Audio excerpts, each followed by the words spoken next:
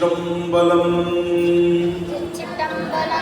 என்னாடுடைய சிவனே போற்றி, நாட்டவர்க்கும் இறைவா போற்றி. மகிழ்ச்சி. 126வது பதிகம். பதிக நம்பர்ல 126. இப்போ தோளுடைய சிவன் 1வது பதிகம் அப்படி கணக்கு வச்சுக்கணும். அதுலேருந்து அப்படியே பார்த்தீங்கன்னா 126வது பதிகம். பக்கத்தெல்லாம் யோசிக்கவே வேண்டாம். பழைய புக்கு புது புக்கு எல்லாத்துக்கும் 126வது பதிகம். இறை தொடர்பு அதுவும் பதிகம். நம்பி ஆர்வலருடைய முதல் பதிகம். இப்போ அதை நம்ம பாடிட்டு அதனுடைய சூழல், பாடல் எழுந்த சூழலை நம்ம பார்த்துட்டு இன்னும் ஒரு புது பதிகம் நம்ம இன்னைக்கு கற்றுக்கணும். சரியா? நம்பி ஆர்வலர் தேவாரம். பண் இந்தளம், ராகம் மாயமானவர்களை, தாளம் பன்முறைக்கு ரூபகம், பாராயண முறைக்கு கண்ட நடை. சரியா? தலம் திரு வெண்ணைநல்லூர். இந்த 5 விவரங்கள் நம்ம ஒவ்வொரு பாட்டுக்கும் ஒவ்வொரு பதிகத்துக்கும் தெரிஞ்சு வச்சுக்கணும். ரொம்ப அழகா இதை நம்ம பாடலாம். பித்தா பிறை சூடி பெருமானி அருளாதா எத்தான் மரபாதே நினைக்கின்றேன் மனதுன்னை வைத்தாய் பண்ணை தென்பார் வெண்ணை நல்லூர் அருள்குறையுள் அத்தா உனக்காளாயினி அல்லே எனலாமே நாயேன் பல நாளும் நினைக்கின்றேன் மனதுன்னை பேயாய் தெரிந்தேன் பெறலாத அருள் பெற்றேன் பேயார் பெண்ணை தென்பார் பெண்ணை நல்லூர் அருள் துறையுள் ஆயா உனக்காளாயினி அல்லே எனலாமே மன்னே மறவாதே நினைக்கின்றேன் மனதுன்னை பொன்னே மணிதானே பயிரம்மே பொருதுந்தி நின்னார் பெண்ணை தென்பார் பெண்ணை நல்லூர் அருள் துறையுள் அன்னே உனக்காளாயினி அல்லே எனலாமே தக்கத்தா கிட்ட தக்கத்தா கிட்ட தக்கத்தா கிட்ட தக்கத்தா தக்கத்தா கிட்ட தக்கத்தா கிட்ட தக்கத்தா கிட்ட தக்கத்தா. இதான் நடை, கண்ட நடை. அது தனதானன தனதானன தனதானன தான அப்படின்னு. இந்த நடையில ஏகப்பட்ட பதிகங்கள் இருக்கு. பண் மாறும், ஆனா இந்த நடை இருக்கிறது. இந்த நடை தோளுடைய சேர்ந்த நடை தான், உண்ணாமலை உண்மையாளர்கள் இந்த நடை தான், வண்டார்குடல் அறிவை இந்த நடை தான். இந்த தக்கத்தக்கிட்ட அப்படிங்கிற நடையில நிறைய பதிகங்கள் பாடிக்கொண்டிருக்கிறார். பழைய கம்பராமாயணத்தில் இந்த நடையில நிறைய பாட்டு. நீயோ மொழி தன்மே நீ திரி சோதியில் மறைய பொய்யோ எனும் இடையானோடும் இடையானோடும் போனான் தக்க தாக்கிட்ட தக்க தாக்கிட்ட தக்க தாக்கிட்ட நீயோ நூல். 12ஆம் நூற்றாண்டு. நம்ம அருமையா ஞானசம்பந்தர் பாடி கொடுத்தது 7ஆம் நூற்றாண்டு. அப்ப கம்பராமாயணத்துக்கு சந்தம் எங்கிருந்து வந்தது? நம்முடைய திருமுறை தான் கொடுத்தது. அதை நம்ம புரிஞ்சுக்கணும். அப்ப இந்த சந்தம் ரொம்ப முக்கியமான சந்தம். ஏன் இந்த கண்ட நடையை தேர்ந்தெடுத்தார்னா, பெருமானுக்கு 5 எழுத்து, கண்ட நடைக்கு 5 அமைப்பு, தக்க தக்கிட்ட 5. எனவே பெருமானுக்கு 5 அமர்த்துகிற நடையை தேர்ந்தெடுக்கிறார். இந்த கம்பீர நாட்டை அப்படிங்கிற நட்டபாடை பண்ணையை தேர்ந்தெடுத்தார். அதுக்கு 5 சுரங்கள். சகமபனி சகமபனி எத்தனை? 5 சுரமும் 5. அதே மாதிரி இலக்கணத்துல 5 தோடுடைய செவியன் விடை தேடி போட்டு பெண்மதி சூடி 5 மாத்திரையா வரும்.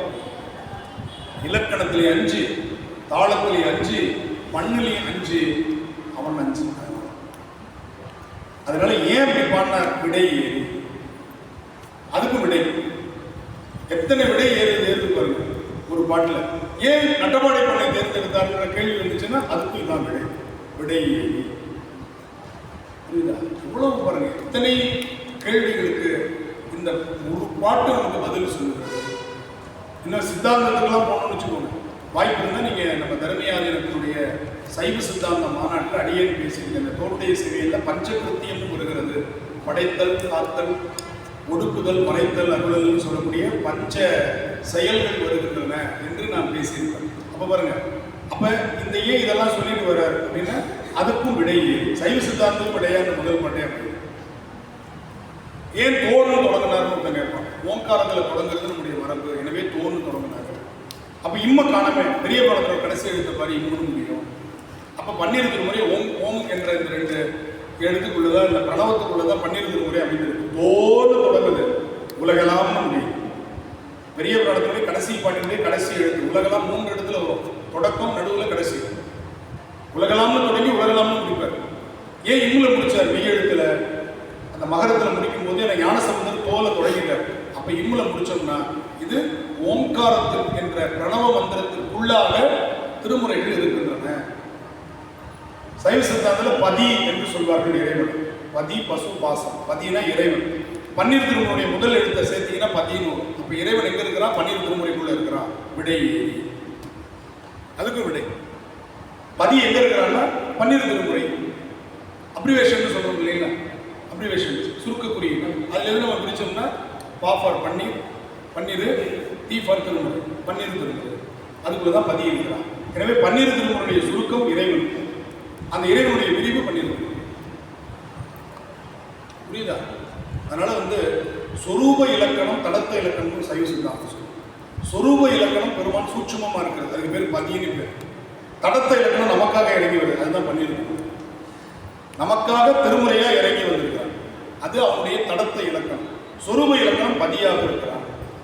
எனவே இதை மனதில் பதி, மனதில் பதிய செய்வதால் பதியம்னு தேவார திருப்பதியம் என்றுதான் ராஜராஜ சோழன் கல்வெட்டில் அடிச்சு வச்சிருக்கோம். தேவார திருப்பதியம் என்று சொல்லி எடுத்து வச்சிருக்கோம். சரி, இப்போ ஒரு கேள்வி கேட்கலாமா? இந்த குழந்தைங்களுக்கு பெரியவங்க தெரிஞ்சிருந்தாலும் கொஞ்சம் அமைதியா இருங்க, இவங்களை கொஞ்சம் ஊக்கப்படுத்துவோங்கிறதுக்காக. இந்த தேவார திருப்பதியங்கள் ராஜராஜ சோழன் கொண்டு வந்தான்னு சொன்னேன். அது யாருக்கிட்ட கொடுத்து தொகுத்தான்?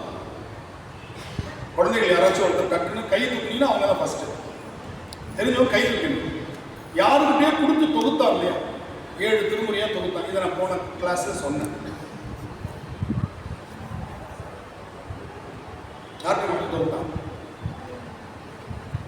பெரியவங்களுக்கு தெரியும்.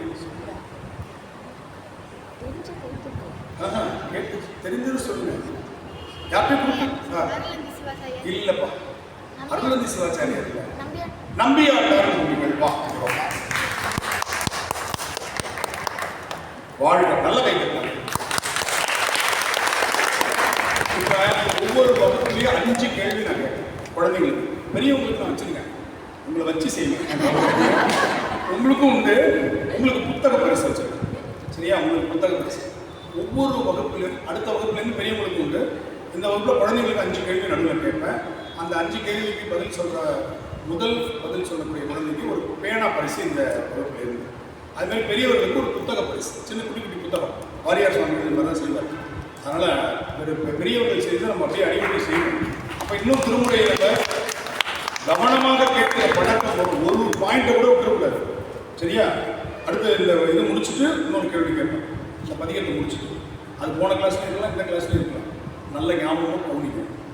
ஐயா, அடுத்தது இந்த பாட்டை பாடிடலாமா? பித்தா பெருசூடி பெருமானே அருளாளா,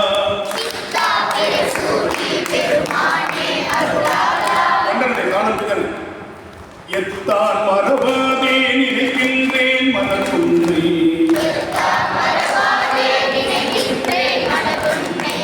வைத்தாய் பிள்ளை கண்பார்வனை நல்லூர் அருக்குறையுள்,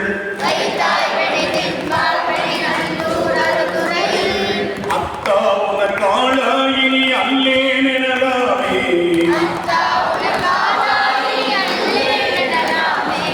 நாயேன் பல நாளும் நினைக்கின்றேன் மனதுன்னை,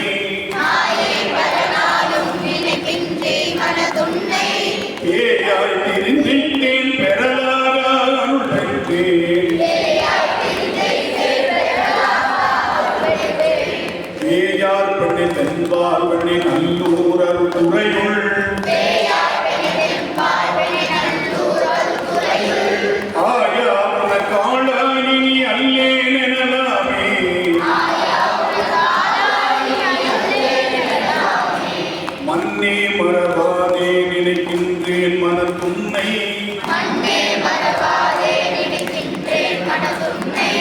பொன்னே மணிதானே வைரம் மே பொருளும் நீ பின்னால் பெண்ணை தென்பால் நல்லூரர் துறையுள் அன்னே உனக்காளாயினி அல்லே நிழலாமே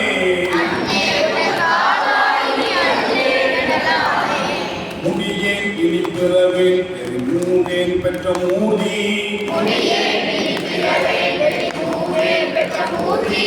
கொடியேன் பல பொய்யே உரைப்பேனே குறிக்கொள்ளே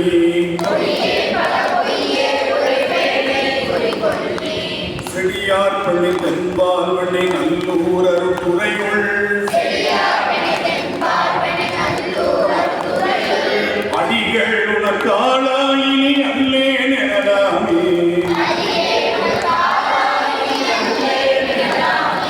பாதம் பணிவார்கள் பெரும்பண்டம் அது பணியாய் ஆதன் பொருளானேன் அறிவில்லேன் அருளானா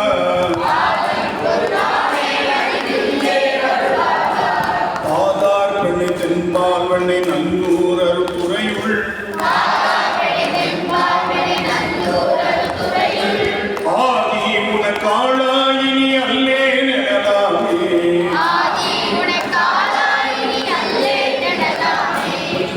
ஆறாவது நீ பாடலாமா? பாடி பார்ப்போம்.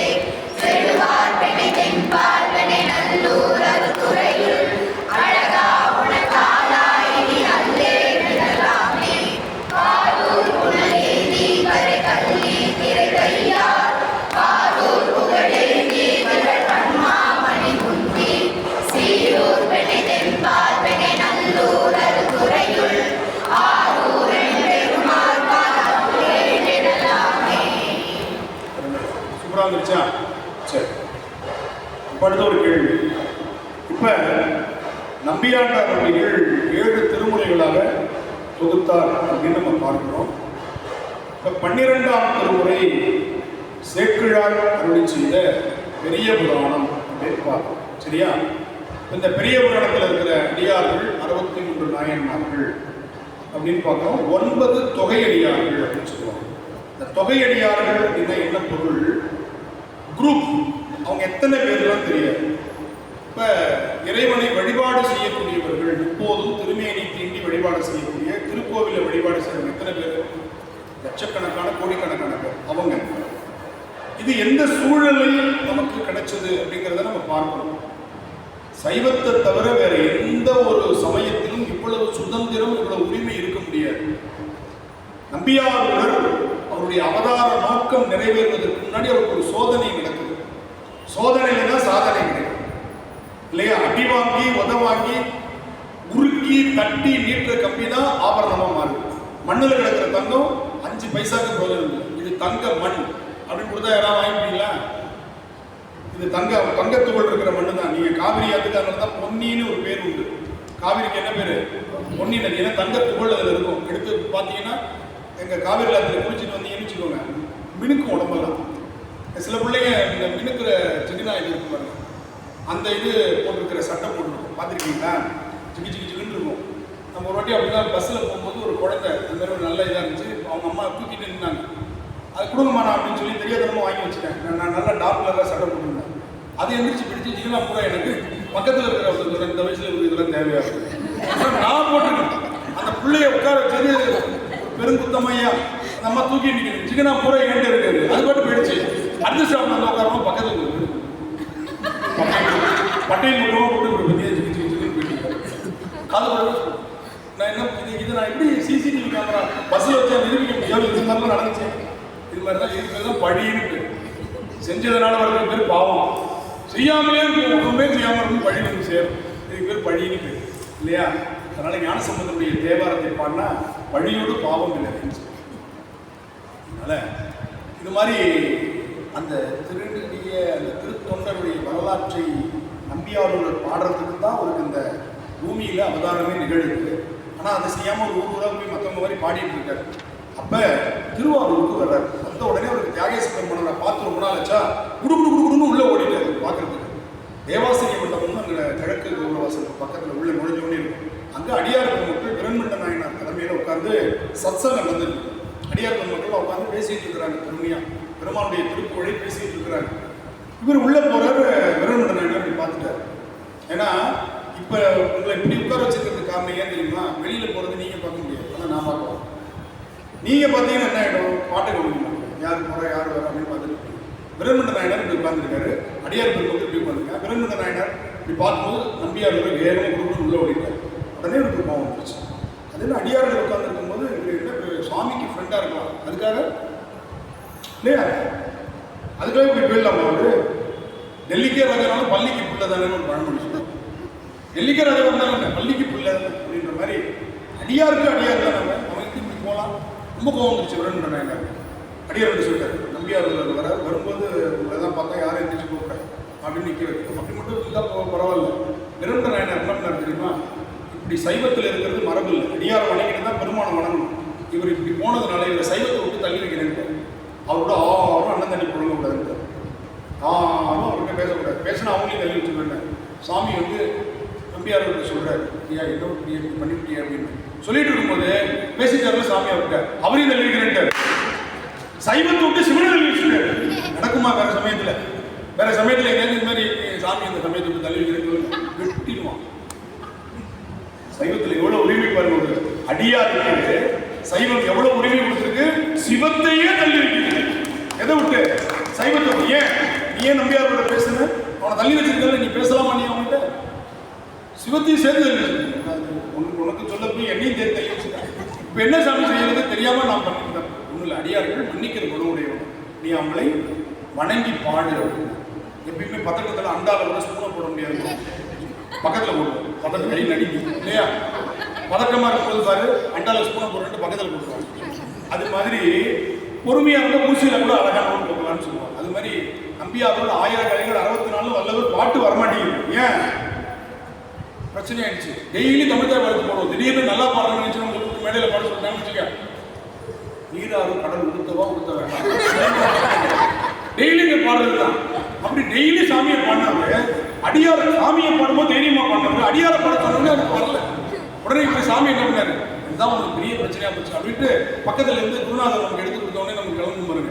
அது மாதிரி தெளிவாடுங்கிறதும் அடியாருக்கு முடியும்னு எடுத்தார். பாடினாரு பாருங்க. 63 நாயன்மாரையும் பாடி முடிச்சுட்டாரு. 63 நாயன்மார் வந்துட்டாங்க. வந்தவொடனே பிரண்மண்ட நாயனார் அப்படி பார்த்தாரு. என்ன அப்படின்னு நம்ம இந்த பூசை பண்றவன், பாட்டு பாடுறவன், பொய்யடிப்பு இல்லாத புலவர், இதெல்லாம் உங்களுக்கு அடியாரா தெரியலையா? குரூப்பாக இருக்கணும்னா தனித்தனியாக இருக்கிறதா பாடுவார். இல்லை சாமி இதை பாடி பத்தராய் பணிவார்கள் எல்லாருக்கும் மணியில் பரமனையை பாடுவார் அடியாருக்கும் மணியில் சித்தத்தை சிவன்பாலை வைத்தாருக்கும் மணியில் திருவாரூர் பிறந்தார்கள் எல்லாரும் 30 திருமேனி கெட்டுவார்கடியில் எல்லாம் முழுநீர் பூசி முனிவர்கடியில் பொய்யடி மேலே உடம்பு முடிச்சிட்டாரு. அப்புறம் உன்னோட முடிஞ்சு வச்சா உனக்கு அப்புறம் எவனுமே சாமி எடுத்துக்கூடிய அடையவன் அப்பாவது மணி சார்ந்தார் அடியாருக்கும் மணியில் மன்னிச்சுட்டு போயிட்டு வந்து. அப்போ சிவபெருமான் அவரை சேர்த்து நீ என்ன சேர்ப்பீங்களா? சேர்த்துட்டேன். சைவத்தில் பாருங்க, ஒரு கட்சியிலேருந்து நீங்க ஒரு உறுப்பினரை ஒதுக்கி வைக்கிற மாதிரி ஒதுக்கி வச்சிருக்காரு பாருங்க. முதல்ல கட்சியிலேருந்து வெளியில் அனுப்பினவர் யாரு? பிரண்மண்ட நாயனார். அதுதான் இந்த கட்சிக்காரெல்லாம் காப்பி வச்சிருக்காங்க. ஏன்னா பெருசா ஒதுக்கி பண்ணி கூப்பிடுறது உள்ள தெரியாது. ஒதுக்கி வைக்கிறது பேப்பர்ல. ஆனா எப்போ உள்ள சேர்த்துக்கிட்டாங்கன்னு தெரியாது. ஆனா பிரண்மண்ட நாயனார் ஒதுக்கி வைக்கிறதும் கம்பீரமாக ஒதுக்கி வச்சார். யாரை? சிவபெருமானியை சேர்த்துக்கிட்டார். சரி உள்ள முதல்ல சேர்த்தது சிவபெருமான் இல்லை. அதான் முக்கியம். யாரை முதல்ல சேர்த்தாரு? அடியாருக்கும் அடியன்னு பண்ணாரா, நம்பியார் சொல்லிருக்காரு சிவகுரு அப்படின்னு. சரி, இதுதாங்க சைவம். சிவபெருமான பயமுறுத்துற இதா காட்டல நம்மள்கிட்ட. நம்மளோடு நம்மளாக இறைவன் நம்மளோடு நம்மளா இருக்கிறான். அதுதான் ஒன்றாய் வேறாய் உடனாய்னு சொன்னார். ஒன்றாய் இருக்கிறான், வேறா இருக்கிறான். வினையை கொடுக்கும் பொழுது வினையை அனுபவிக்கும் போது உடனாக இருந்து அவங்க அனுபவிக்கிறான் பாருங்க. நம்பியாரோடு செய்த வினைக்கு இவனையே அனுபவிக்கணும், இவனையும் சேர்த்து தள்ளி வச்சுட்டாங்க பாருங்க. ஜாமீன் கையெழுத்து போட்டது ஒரு தப்பு குத்தமா பார்த்தீங்கன்னா, அவன் வெளியே சுற்றிட்டு ஜாமீன் கையெழுத்து போட்டு உள்ள இருப்பான். போலீஸ் ஸ்டேஷன்ல உட்காந்துருப்பான். பாவமா இருக்கும். 10 லட்சம் ஜாமீன் கையெழுத்து போட்டுங்க, அவருக்கு நிம்மதியே தெரிஞ்சுக்க, எங்க இருக்கு நீ மணிகளை பிடிக்க முடியல, என்னைய பிடிச்சி உள்ள உட்காருங்க. அந்த மாதிரி சிவபெருமான என்ன பண்ணாரு? சைவம். அப்ப இவ்வளவையும் நமக்கு சைவம் எதற்கு சொல்லுகிறது? அடியாரை வழிபட்டு விட்டுத்தான் ஆண்டவனை வழிபட வேண்டும். அதற்காகத்தான் நம்பியாரூர் என்ற ஒரு அவதாரமே தோன்றியது. இல்லைன்னா நம்பியாரூர் தோன்ற வேண்டிய அவசியமே இல்லை. மாதவம் செய்த தென் திசை வாழ்ந்திட தீதிலா திருத்தொண்ட தொகை பெற, அதுக்காக அவர் அந்த பெண்களை பார்த்தாரே தவிர அப்படி கைலாயத்தில் பார்க்கிற நோக்கமோ அந்த மாதிரி ஒரு ஆசையோ ஏக்கமோ யாருக்குமே வராது. ஏன்னா அது காம தகனம் பண்ண இடம். அங்க போய் இப்படி வருமா? சிவபெருமான அவர் வரவழைச்சார். ஏன்? 63 நாயன்மார் வரலாற்றையும் 9 தொகையடியார்கள் வரலாற்றையும் ஒரு பதிவு செய்யணும்னு டாக்குமெண்டேஷனுக்காக அவர் அனுப்புறார். அவர் பண்ணது என்னது? டாக்குமெண்டேஷன். அதை வகைப்படுத்தி வைப்பதற்காக அருளினார் என்று நம்ம பார்க்கறதுனால அடியாரை வணங்குவதற்கு தயங்கக்கூடாது. ஆண்டவனை வணங்குவதற்கு கூட நீங்க காலதாமதம் செய்யலாம், போகலாம். ஆனால் அடியாரை கண்டால் அதைத்தான் 12வது சூத்திரம் இறைவனை பற்றியெல்லாம் பேசி முடிச்சிருச்சு. பதி இயல்பு, பாச இயல்பு, இலக்கணம் எல்லாம் பேசி முடிச்சுட்டு 12வது சூத்திரம் நம்முடைய சிவஞான போதில் மெய்கண்டார் என்ன சொல்றார் அப்படின்னா, மாலரநேயம் மலிந்தவர் வேடமும் ஆலயம் தானும் அரண் என தோழுமே. திருநீரு பூசிட்டு ஒருத்தன் வந்தான்னா அவனை திருக்கோவிலை பார்த்ததை போல தொழுது அவனிடத்தில் உன்னுடைய பணிவை காட்டிவிடும், முன்னே போய்விடும். ஆலயத்துக்கு போறது அப்புறம் கூட போயிடும். மால் அறநேயம் செம்மலர் நோன்றால் சேரல் விட்டா அம்மலம் கழி அன்பரோடு மறி சொன்னார் இல்லையா? அன்பரோடு இருக்கணும். மால் அறநேயம் மலிந்தவர் வேடமும் ஆலயம் தான் அரண் என தொழுமே. இது 2 பேருமே அரண். அதனாலதான் இறைவனுக்கு செய்யற பூசை மகேஸ்வர பூசை, அடியாருக்கு செய்யற பூசை மாகேஸ்வர பூசை. நீங்க பார்த்துக்கணும், மகேஸ்வர பூஜைக்கு மாகேஸ்வர பூஜைக்கு வித்தியாசம் இருக்கு. இறைவனுக்கு செய்யற பூஜை மகேஸ்வர பூஜை, அடியாருக்கு செய்யற பூஜை என்னது? நாகேஸ்வர பூஜை. நீங்க ஆதீனங்கள்ல பாத்தீங்கன்னா தர்மபுர ஆதீனத்துல குருபூசை விழா, அது மகேஸ்வர பூஜை நடக்கும். ஆனால் திருப்பனந்தாள் இருக்கிற அடியார் இருக்கிறவங்க, தர்மியாதனுடைய அடியார் தான் யாரு? குணவூர் சுவாமிகள். அவங்க மடத்துல செய்யும்போது பேர் மாகேஸ்வர பூஜை திருநாள்னு போட்டுருவாங்க. அந்த பத்திரிகை பாத்தீங்கன்னா என்னன்னு வரும்? மாகேஸ்வர பூஜை திருநாள் பத்திரிகைன்னு. அப்ப பாருங்க, அவர்கள் எல்லோரும் சிவமாக பாவிப்பதால் அவங்க மாகேஸ்வரன் பேர். அவங்க எல்லாத்துக்கும் தலையில பூ வச்சு யார் பண்ணுவா? சன்னிதானங்கள் அவங்களுக்கு பூஜை பண்ணுவாங்க. எவ்வளவு பெரிய விஷயம். அதான் மாகேஸ்வர பூஜை. அவங்களுக்கு தீபாராதனை காமிச்சு, சன்னிதானங்கள் இல்லாத வெளியில இருக்கிற காலங்களில் அந்த தம்புரான் சுவாமிகள் அதை செய்வாங்க. அடியார் பெருமக்கள் எல்லாரும் சிவவேடத்தில் இருக்கும். அந்த சட்டப்பட்டு போறக்கூடாது யாரும். அந்த மாகேஸ்வர பூஜைக்கு சிவவேடத்தில் இருக்கும். உத்தராட்சம் இருக்கணும், திருநீர் இருக்கணும், சிவசிவான வணங்கினையே எடுக்கவே கூடாது. அவங்க பூசை முடிச்சுட்டு வரைக்கும் கை வணங்கிய வணங்க. ஏன்?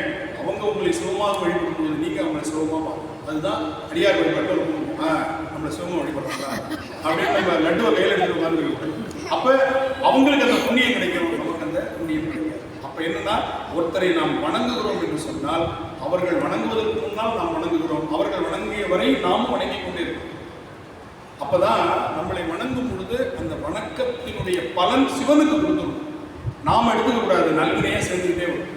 நம்மள ஒருத்த வணங்கினா திருப்பி நம்ம சிவசிவான்னு சொல்லணும். அப்ப இருவருடைய வணக்கமும் யாருக்கு போயிடும்?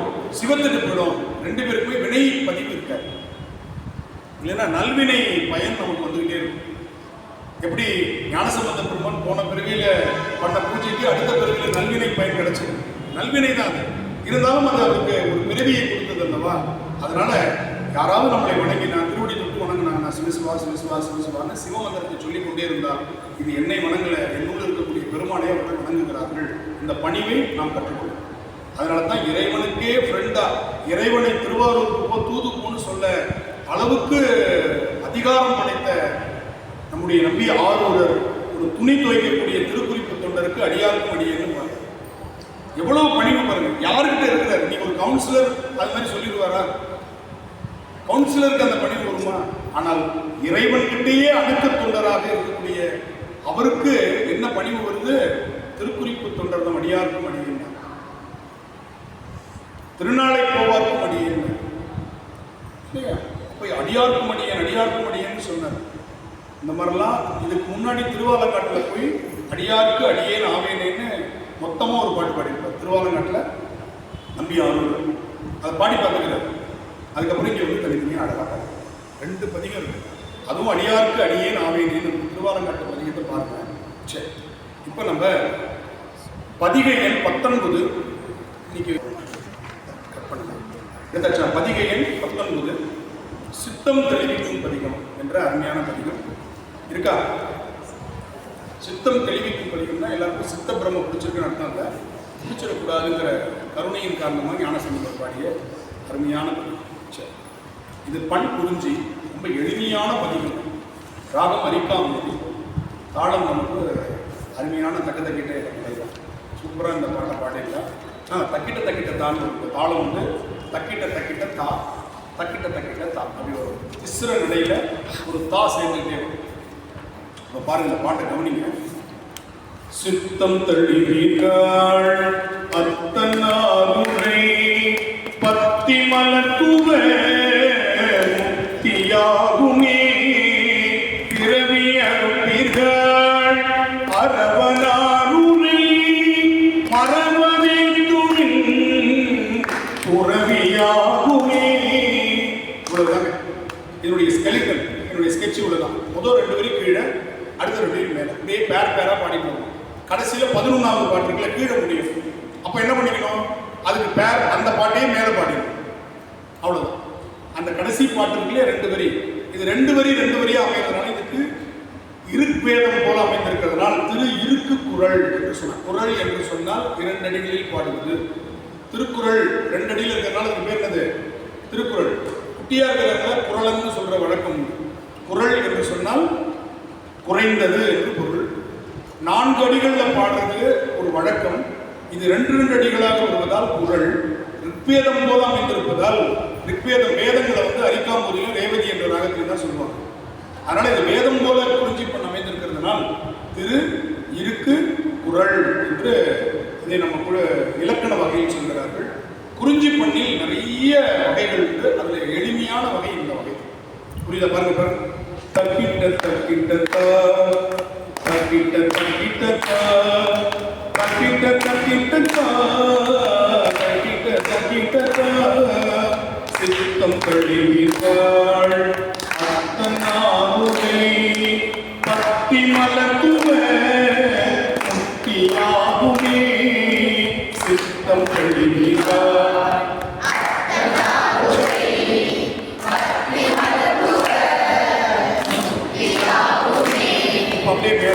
பிறவி அனுப்பிகள் அரவனாருரை மரவனே துணின் துறவியாகுமே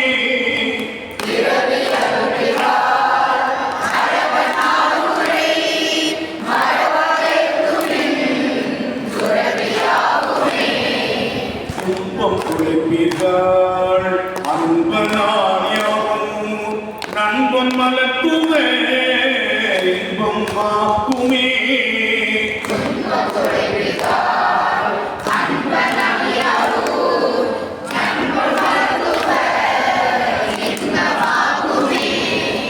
உயர் உருவிகள் கையனாருரை கையினால் தொழையும் தினத்தனே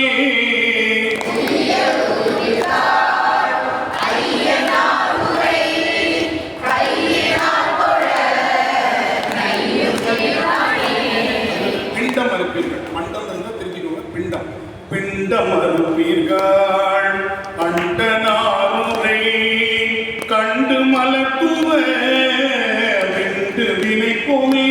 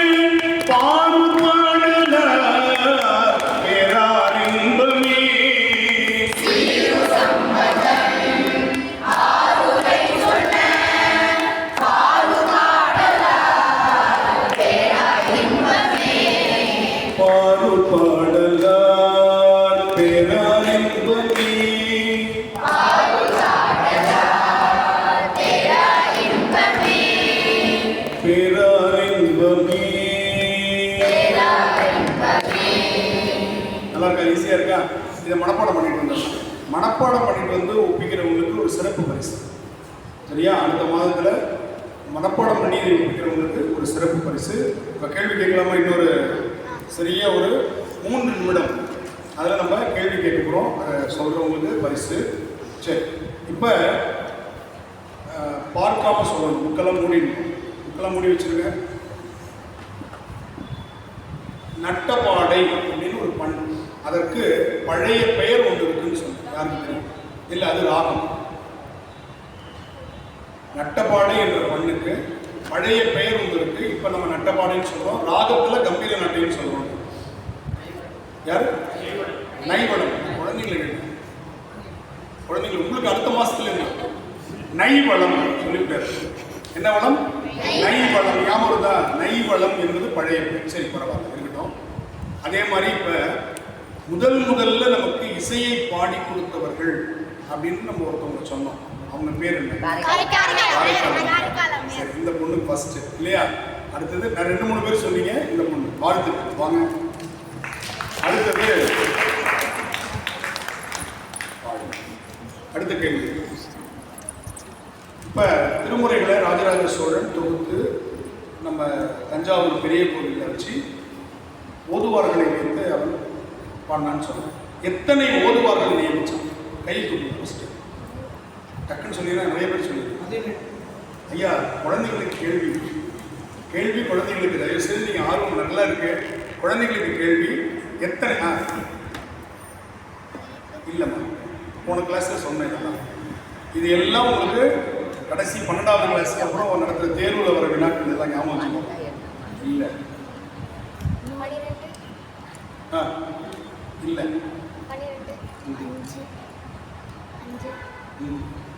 யாருக்கும் தெரியலையா? யாருக்கு தெரியும்?